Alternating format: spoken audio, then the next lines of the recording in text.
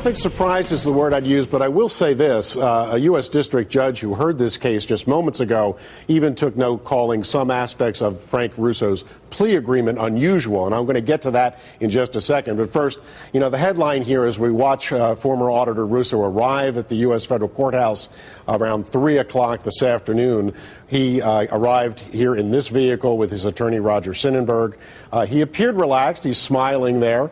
Had very little to say, however, but when he went inside, here's the headline.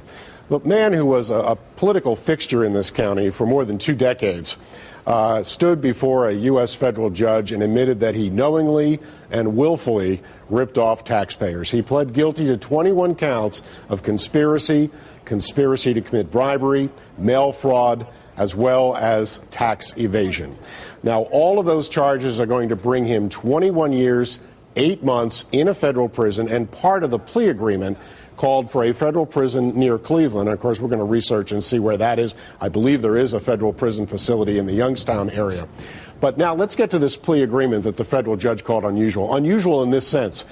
There are a number of members of Frank Russo's immediate family that were included in that, and the government agreed not to bring any criminal charges against any of those individuals.